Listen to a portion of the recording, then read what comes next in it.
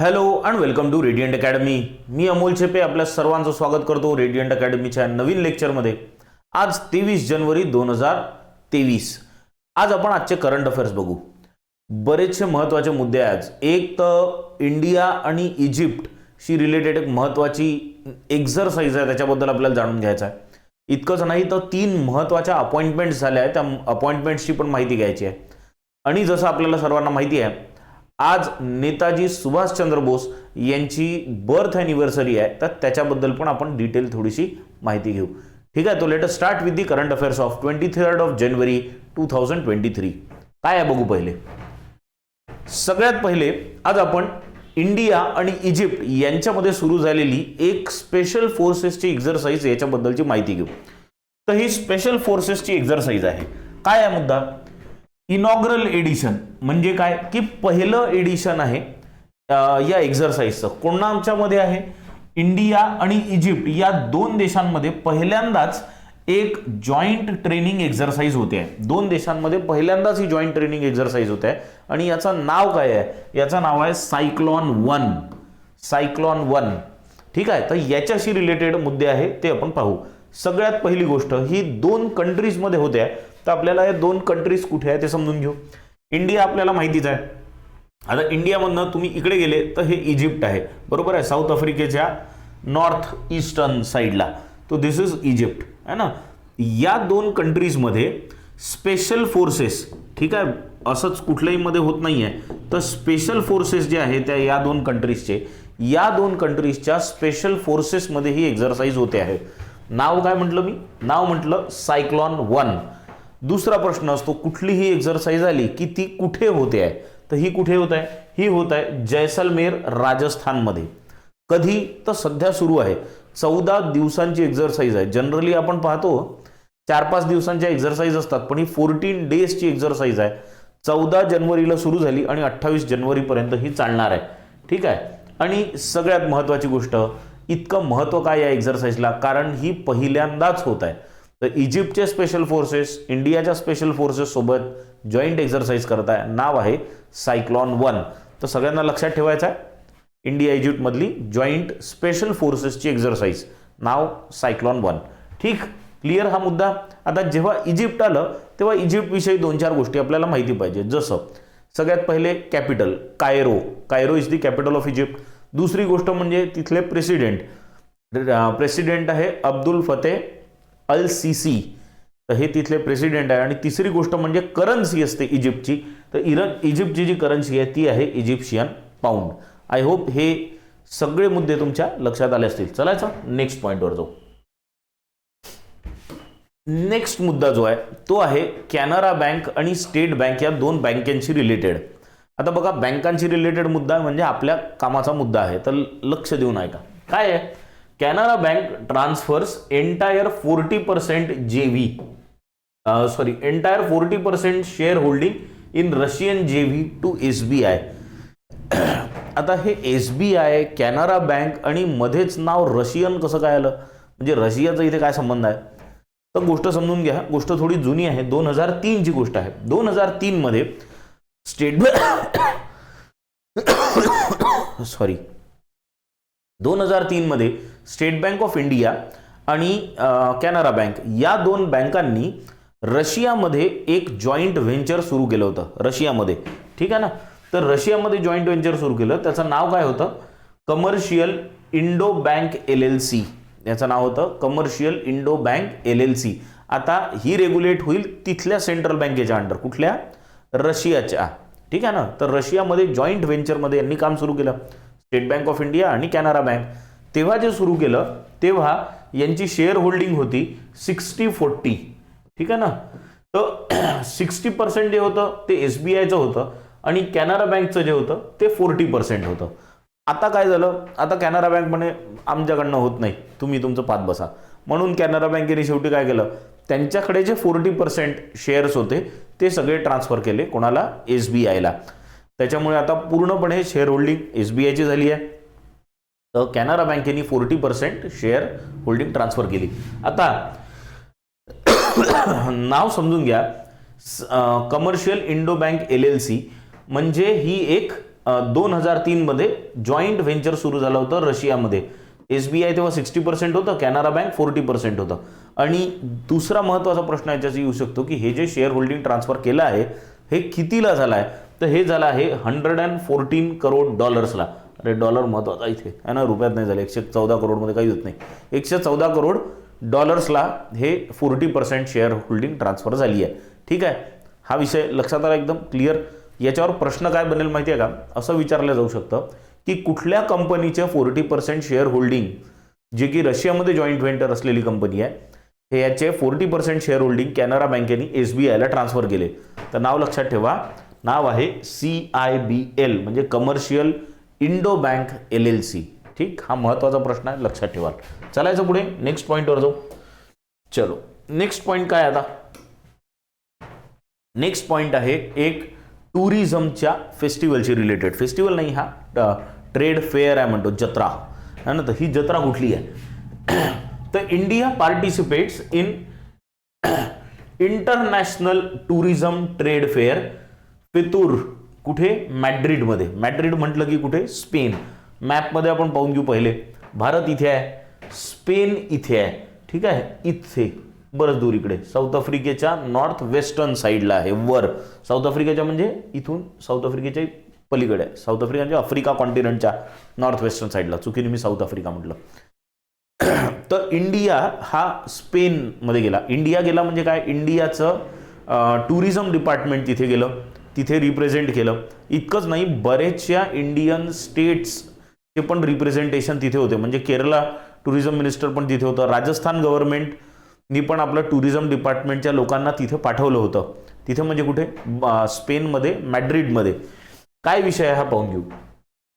तर एक tourism trade fair आहे. काय आहे, टुरिझम ट्रेड फेअर म्हणजे टुरिझमच्या विषयावर होणारी जत्रा. आता ही जी फेअर आहे याच्यात जवळपास जगभरातनं 10,000 कंपनीज येतात, ज्या आपल्या टुरिझम रिलेटेड गोष्टींचं तिथे प्रदर्शन करतात आणि तिथे इन्व्हाइट करतात लोकांना, सांगतात की आमच्याकडे नवीन गोष्टी काय आहे, टुरिझमशी रिलेटेड अपडेट्स काय आहे. तर भारतातले पण तिथे रिप्रेझेंटेटिव्स गेले होते, भारताच्या वेगवेगळ्या राज्यांमधले पण रिप्रेझेंटेटिव्स तिथे गेले होते. हा टुरिझम ट्रेड फेअर जो आहे कुठे होणारा, मॅड्रिडमध्ये होणारा, हा जगातला दुसरा सगळ्यात मोठा टुरिझम ट्रेड फेअर आहे. जगातला दुसरा सगळ्यात मोठा. मग जगातला सगळ्यात मोठा टुरिझम ट्रेड फेअर जो असतो तो आहे ITB. ठीक आहे, तर ITB हा जगातला सगळ्यात मोठा टुरिझम ट्रेड फेअर आहे. तर दुसरा जो सगळ्यात मोठा आहे त्याचं नाव आहे फितूर. आता फितूर फितूर हे जे आहे ना, याचं फुल फॉर्म असं आहे, फेरिया international day Turismo. फेरिया international day Turismo म्हणून त्याचं नाव फितूर असं आलेलं आहे. तर याचा आपल्या मराठीतल्या फितूर झाल्याशी काही घेणं देणं नाही आहे. ठीक आहे ना, समजला हा विषय क्लिअर एकदम. आणि हा कधी झाला होता, तर जानेवारीमध्ये, आत्ताच जानेवारीला स्पेनमध्ये झाला, जानेवारी 18 पासून तर जानेवारी 22 पर्यंत. म्हणजे काल हा ट्रेड फेअर संपला, आज आपले लोक वापस आले असतील कदाचित. क्लिअर, हा विषय समजला. तर भारतानीच नाही तर भारताच्या वेगवेगळ्या राज्यांनी सुद्धा, केरळ, राजस्थान सारख्या स्टेट्सनी सुद्धा या इंटरनॅशनल ट्रेड फेअरमध्ये पार्टिसिपेट केलं आहे, जे मॅड्रिड स्पेनमध्ये झालं 18 जानेवारीपासून 22 जानेवारीपर्यंत. नाव महत्त्वाचं आहे, लक्षात ठेवा, फितूर. ठीक आहे ना, याचा फुल फॉर्म नाही विचारणार पण शॉर्ट फॉर्म विचारू शकतात. क्लिअर, चलायचं पुढे नेक्स्ट पॉईंटवर जाऊ. आता नेक्स्ट पॉईंट खूपच महत्त्वाचा मुद्दा आहे. महत्त्वाचा मुद्दा म्हणजे आपल्या इंटरेस्टचा, पाकिस्तानशी रिलेटेड विषय आहे. काय झालं, US चे जे लॉ मेकर आहे, लॉ मेकर म्हणजे तिथले सांसद असं समजा, तिथले जे सांसद आहे एक, त्यांचं नाव आहे अँडी बिग्स. अँडी बिग्स यांचं नाव आहे. यांनी केलं काय ते पहा. यांनी काय केलं, यांनी एक बिल आणलं आहे तिथल्या पार्लमेंटमध्ये. त्यांना तिथलं जे पार्लमेंट आपण म्हणू त्याला, त्याच्यात कशासाठी, to remove Pakistan as a major non NATO ally. Non NATO ally म्हणून जे रेकॉग्निशन पाकिस्तानला युनायटेड स्टेट्सच्या सरकारने दिलं आहे त्याला रिमूव्ह करा, अशी मागणी अँडी बिग्स यांनी केली आहे. काय आहे हा विषय, थोडंसं बॅकग्राऊंड आधी समजून घेऊ. आत्ता रशिया युक्रेन वॉर झाल्यापासून आपण सगळे नॅटो हा विषय खूप डिटेलमध्ये बघितला. नॅटो म्हणजे अशा कंट्रीजचा ग्रुप आहे जे सगळे यूएसचे अलाईज आहे आणि ते रशियाला काउंटर करण्यासाठी एकत्र आलेले आहे. मग या कंट्रीजच्या व्यतिरिक्त पण काही अशा कंट्रीज आहे ज्यांना युनायटेड स्टेट्स आपला खूप जवळचा मित्र समजतो. त्यांना हे अशा ज्या कंट्रीज आहे त्यांना युनायटेड नेशन्स हा मेजर नॉन नेटो अलाय म्हणजे MNNA चं रेकग्निशन देतो. मेजर नॉन नॅटो अलाय. भारताला असं कुठलंच रेकग्निशन युनायटेड स्टेट्सनी दिलं नाही आहे, कारण भारत पहिलेपासून रशियन साईड घेत आलेला आहे आणि नॅटोमध्ये आपण सहभागी नाही आहे, कारण आपलं जनरलपासून पहिलेपासून नॉन अलाइन्ड राहायचं असं ठरलेलं आहे. तर आपली कुठे स्पेशल अलाइनमेंट नाही आहे, पण आपला थोडासा झुकाव ज्याला म्हणतो तो रशियाच्या साईडने आधीपासून राहिलेला आहे.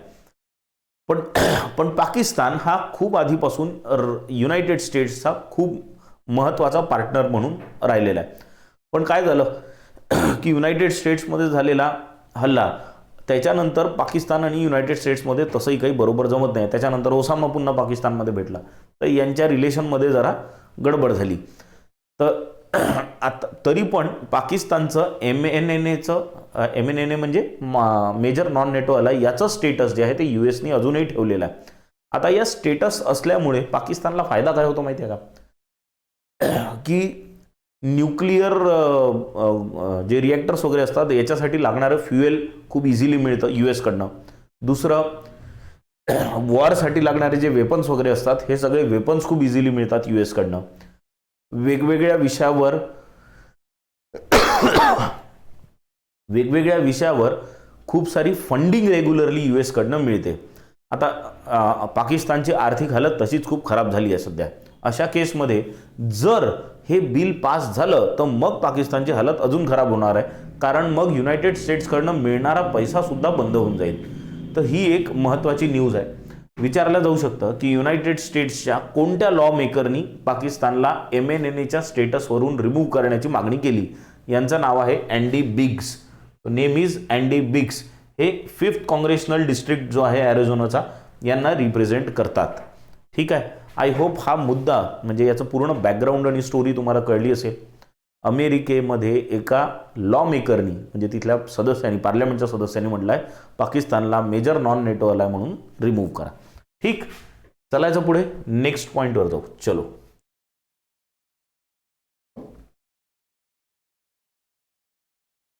नेक्स्ट विषय आहे मालदीव्स आणि इंडिया याच्याशी रिलेटेड. सॉरी, माझा घसा अजून काही ठीक नाही झाला आहे ना. मालदीव्स आणि भारत, आता याच्यातला काय विषय आहे हे समजून घेऊ. भारताचे जे एक्सटर्नल अफेअर्स मिनिस्टर आहे नाव आहे एस जयशंकर. एस जयशंकर सध्या 3 दिवसाच्या दौऱ्यावर आहे. कुठे गेले आहे? हे गेले आहे श्रीलंका आणि मालदीव्समध्ये. पहिले तर श्रीलंकेत गेले. श्रीलंकेला आपण तशी पण श्रीलंकेची आर्थिक हालत जरा गडबड आहे, तर त्याच्यामुळे श्रीलंकेला आपण बरीच मदत केली. त्याच्यानंतर मग यांनी शिफ्ट केला दौरा. शिफ्ट केला म्हणजे इथून ते गेले मालदीव्सला. आता हे मालदीव्स कुठे आहे बेसिकली, तर इंडियामधून ते पहिले गेले श्रीलंकेत इकडे आहे ना, आणि श्रीलंकेपासून इकडे हे जे सगळे आयलँड्स दिसतात ना हे मालदीव्स आहे. तर या आयलँड्सवर वेगवेगळे असे आयलँड्स आहेत जे हॅबिटेटेड आहे आणि काही इनहॅबिटेटेड आहे. इनहॅबिटेटेड आहे म्हणजे तिथे लोक राहतात. तर अशा आयलँड्सवर वेगवेगळे प्रोजेक्ट्स इंडियन गव्हर्नमेंट रन करत आहे. भारताची सरकार मालदीव्सला पैसे देते वेगवेगळे प्रोजेक्ट्स मालदीव्समध्ये रन करण्यासाठी. का करत असेल? कारण हा जो इकडचा इंडियन ओशन मधला भाग आहे याच्यात चायना भारताला काउंटर करण्यासाठी खूप प्रयत्न करत आहे. वेगवेगळ्या देशांसोबत मिळून चायना भारताला इकडून घेरण्याचा प्रयत्न करत आहे आणि त्याचंच काउंटर म्हणून भारताला वेगवेगळ्या देशांशी मैत्रीपूर्ण संबंध ठेवणं आवश्यक होऊन जातं. तर भारताची एक पॉलिसी आहे नेबरहूड फर्स्ट, म्हणजे पहिलं जे आमचा धर्म आहे तो शेजार धर्म आहे असं आपण म्हणतो. तर नेबरहूड फर्स्टवाली जी इंडियाची पॉलिसी आहे त्या पॉलिसीच्या अंतर्गत आपण आजूबाजूच्या कंट्रीजला वेगवेगळ्या प्रकारे मदत करत असतो. आता सध्या आपण कुठली मदत केली आहे ते समजून घेऊ. तो India extends $40 million assistance to Maldives for bolstering sports infra. स्पोर्ट्सचं इन्फ्रास्ट्रक्चर मालदीव्समध्ये डेव्हलप व्हावं याच्यासाठी आपण त्यांना 40 मिलियन US डॉलर्सची मदत केली आहे. तर तुम्हाला असं वाटेल 40 मिलियन US डॉलर्सची मदत केली? मदत नाही आहे, म्हणजे मदत तर केलीच आहे ऑफकोर्स, पण हे असेच दिलेले पैसे नाही आहे. This is a line of credit, म्हणजे हे लोन दिलं आहे. अर्थात हे जे लोन दिलं आहे हे खूप कमी इंटरेस्ट रेटवर दिलं आहे. आपल्याला जेव्हा चायना वगैरे या बाकीच्या कंट्रीजला लोन देतो ना, तेव्हा खूप जास्त इंटरेस्ट रेटवर लोन देतो, लोनही देतो. ते पैसे जेव्हा या गरीब देशांना फेडणं होत नाही तेव्हा त्यांची जागा पण हडपतो. असं भारत करत नाही ॲटलिस्ट. तर आपण जे लोन देतो हे कमी इंटरेस्ट रेटला देतो आणि प्रयत्न करतो की तिथल्या लोकांना त्याचा फायदा व्हायला पाहिजे. तर आपण मालदीव्सला किती मिलियन US डॉलर्सचं लोन दिलं आहे हा प्रश्न विचारला जाईल बरं. मालदीव्सला किती मिलियन US डॉलर्सचं लोन भारताने दिलं आहे स्पोर्ट्स इन्फ्रास्ट्रक्चर डेव्हलप करण्यासाठी? The answer is 40 million US dollars. ठीक आहे. आपल्याकडे काही प्रोग्राम्स चालतात महत्त्वाचे, जसं फिट इंडिया झालं, खेलो इंडिया झालं. तर हे जे प्रोग्राम्स आहे असेच प्रोग्राम्स आता मालदीव्समध्ये भारत रन करण्याचा प्रयत्न करत आहे. मग तिथे वेगवेगळे फुटबॉल स्टेडियम्स बनवायचे, इंडोअर स्टेडियम्स बनवायचे. अशाच एका कार्यक्रमात external affairs minister S Jaishankar पोहोचले होते आणि तिथेही त्यांनी ही अनाउन्समेंट केली. तर एक महत्त्वाचा पॉईंट आहे, तुम्हाला सगळ्यांना लक्षात ठेवायचा. ठीक आहे, चलायचं नेक्स्ट मुद्द्यावर. नेक्स्ट विषय आहे नेपाळची एक व्यक्ती आहे. व्यक्ती म्हणजे रॅमन मॅगसेसे अवॉर्ड मिळालेले व्यक्ती आहे संदूक रोहित. हे संदूक रोहित जे आहे हे डॉक्टर आहे पेशानी आणि भारतात सुद्धा यांना पद्मश्री अवॉर्ड देण्यात आलेला आहे. विचार करा, आता हा नेपाळचा माणूस आहे, यांना रॅमन मॅगसेसे अवॉर्ड मिळाला आहे. ठीक आहे, तो एशियातला सगळ्यांनाच मिळतो, एशियाचा नोबेल म्हणतात त्याला, पण भारतात यांना पद्मश्री अवॉर्ड मिळालेला आहे. म्हणजे यांची नक्कीच जे काम असेल तो खूप मोठं असेल आणि याच्या कामासाठी आता एक त्यांना दुसरा अवॉर्ड मिळाला. काय आहे तेच पाहून घेऊ. विषय नेपाळचे डॉक्टर आहे नेपाळचे डॉक्टर आहे डॉक्टर संदूक रोहित. संदूक रोहित यांना बहारेनचा ISA अवॉर्ड मिळाला आहे. कशासाठी? For his service to humanity. यांनी जी ह्युमॅनिटीची सर्व्हिस केली आहे त्याच्यासाठी. आता यांनी असं काय केलं? यांनी काय केलं माहिती आहे का? ॲक्च्युली हे आहे कोणते पहिले समजून घे. हे हिमालयन कॅटरॅक्ट प्रोजेक्टचे को फाउंडर आहे. हिमालयन कॅटरॅक्ट प्रोजेक्टच्या अंडर काय करतात माहिती आहे? हे ॲडव्हान्स ज्या कॅटरॅक्टच्या टेक्निक्स आहे ना, या टेक्निक्स गरीब लोकांसाठी आणि ज्यांना खरंच गरज आहे त्यांच्यासाठी एकदम अफोर्डेबल प्राइसिंगमध्ये हे करतात. आणि त्याच्यामुळे यांनी आत्तापर्यंत 1,20,000 लोकांना याच्या थ्रू मदत केली आणि त्याच्यामुळे 1,20,000 लोकांना ब्लाइंड होण्यापासून त्यांनी वाचवलं आहे. 1,20,000 लोकांना ब्लाइंड होण्यापासून वाचवलं आहे. इतकंच नाही, 650 यंग डॉक्टर्सची एक टीम तयार केली आहे जे हे यांचा पूर्ण प्रोजेक्ट समोर घेऊन जातं. आणि हे सगळं हिमालयन रिजनमध्ये केलेलं आहे. त्याच्यामुळे यांच्या कामाला आणि यांना एवढी ओळख मिळालेली आहे. तर भारताने तर यांना पद्मश्री अवॉर्ड दिलाच होता. रॅमन मॅगसेसे अवॉर्ड यांना ऑलरेडी मिळालेला आहे. आणि आता बहारेननी त्यांचा ISA अवॉर्ड हा सुद्धा यांना सर्व्हिस टू ह्युमॅनिटीसाठी दिलेला आहे. तर या अवॉर्डमध्ये $1 मिलियन मदत, सर्टिफिकेट ऑफ मेरिट आणि गोल्ड मेडल असं यांना देण्यात आलं. आणि काय केलं, जसं मी याच्यात सांगितलं होतं, तो he made modern eye care affordable and accessible to countries in Asia, Africa आणि लॅटिन अमेरिका. यांना लोक गॉड ऑफ साईट म्हणतात, दृष्टीचे देवता, गॉड ऑफ साईट. तो खूप मोठं काम केलं आहे डॉक्टर संदूक रोहित यांनी आणि त्यांच्या कामाला सलाम. ठीक आहे, चलायचं पुढे नेक्स्ट पॉईंटवर जाऊ.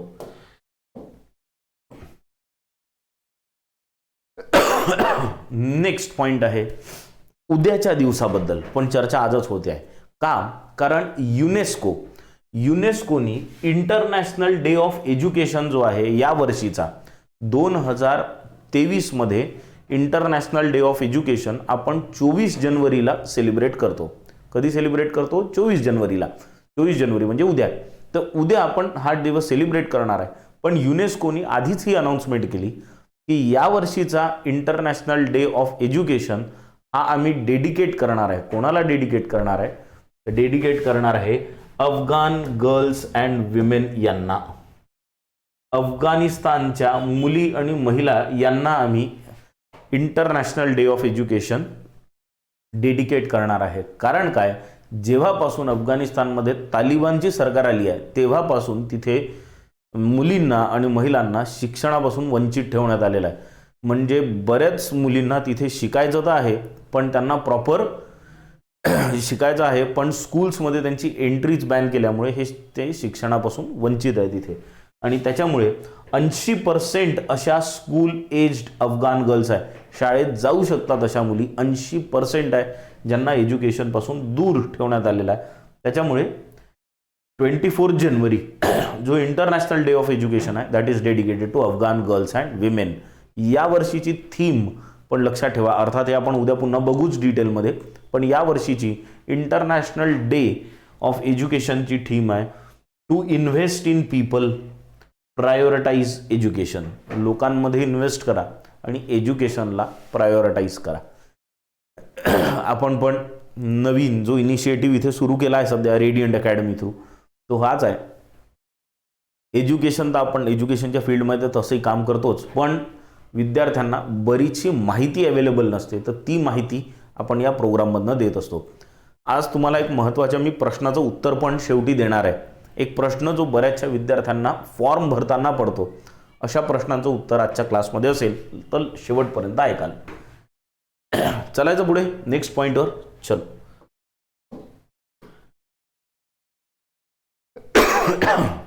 आता आपण काम करणार आहे अपॉइंटमेंट्सवर, म्हणजे चर्चा करणार आहे 3 महत्त्वाच्या अपॉइंटमेंट्सवर. पहिली अपॉइंटमेंट आहे ICSI शी रिलेटेड. ICSI चे नवीन प्रेसिडेंट म्हणून मनीष गुप्ता यांना अपॉइंट करण्यात आलेला आहे. तर पहिले हा प्रश्न पडतो, हे ICSI म्हणजे काय?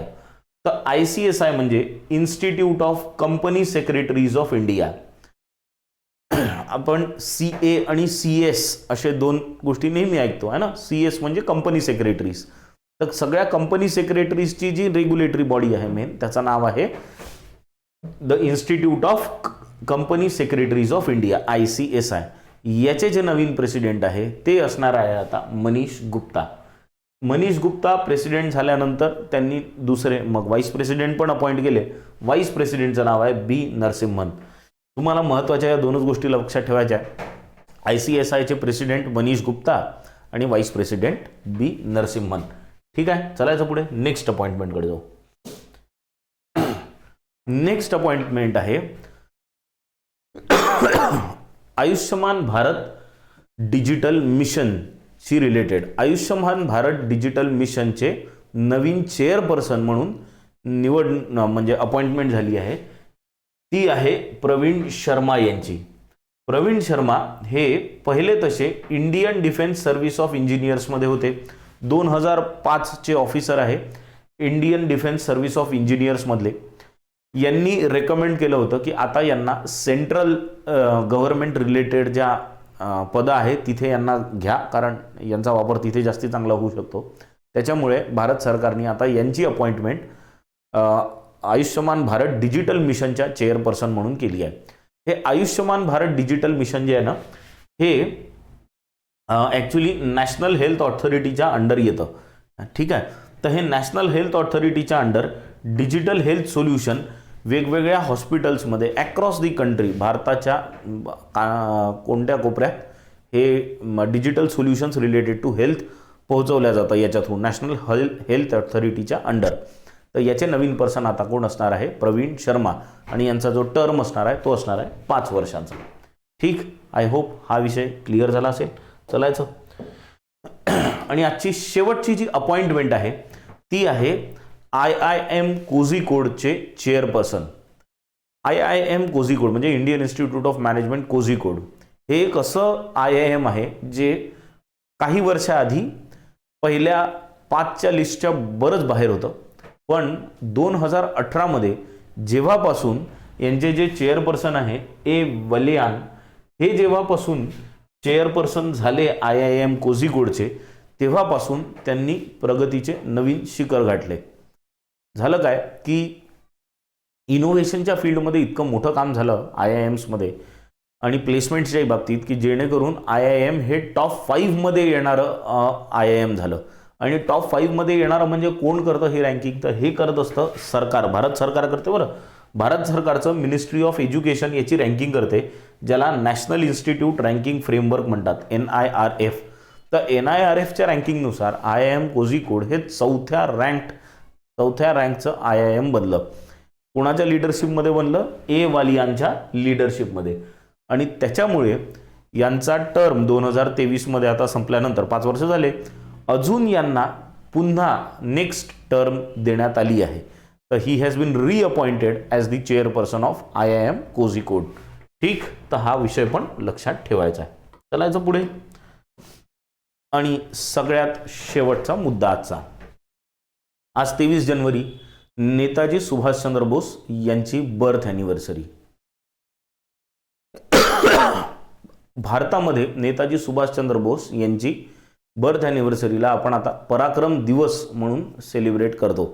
तर भारत मातेच्या या सुपुत्राला आपल्याकडनं श्रद्धांजली आणि शतशः नमन.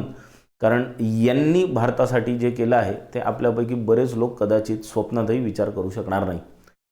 तर आय होप आजचे सगळे जे मुद्दे आहेत ते क्लिअरली तुम्हाला सगळे समजले असतील.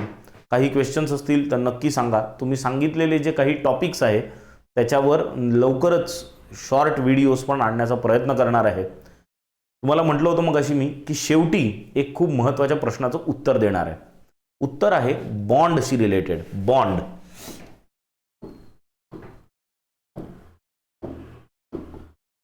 बरेचदा विद्यार्थी एक्झामचे जे फॉर्म्स भरतात ना, तेव्हा तिथे लिहिलं असतं की हा बॉन्ड भरायचा आहे. जसं LIC EDO मध्ये लिहून आलं होतं की 3 लाखाचा बॉन्ड असणार आहे, 3 लाखचा बॉन्ड असणार आहे. पण हा 3 लाखाचा बॉन्ड असताना विद्यार्थी विचार करतात की आम्हाला 3 लाख भरावं लागतील का? असं नाही आहे. तुम्हाला 3 लाख भरावं नाही लागणार आहे. तुम्हाला फक्त साईन करावं लागते. बॉन्डच्या खाली त्याच्या टेन्युअर लिहिला असतो, म्हणजे किती वर्षांसाठीचा हा बॉन्ड आहे. समजा LIC EDOच्या खाली लिहिलं होतं की हा 4 वर्षांचा बॉन्ड आहे. याचा अर्थ काय होतो की जर तुम्ही LIC EDO मध्ये सिलेक्ट झाले आणि 4 वर्ष कंप्लीट न करताच तुम्ही तुम्हाला सोडावं असं वाटलं तर तुम्हाला 3 लाख रुपये भरावं लागतील असं बॉन्डमध्ये लिहिलं असतं. तुम्हाला कुठेच पैसे द्यायची गरज नसते. नोकरी जॉईन करताना तुम्हाला साईन करावं लागते फक्त, आणि हे ॲग्री करावं लागतं की तुम्ही जो दिलेला वेळ आहे 3 वर्ष, 4 वर्ष, 2 वर्ष, जो काही वेळ असेल, या इतक्या वर्षांसाठी मी तुमच्याच ऑर्गनायझेशनमध्ये काम करेल. जर मध्ये सोडलं तेव्हा मी तुम्हाला ही बॉन्डची जी इतकी रक्कम आहे तेवढी पूर्ण पे करेल, असा हा विषय असतो. आय होप हा विषय पण लक्षात आला असेल. Thank you very much.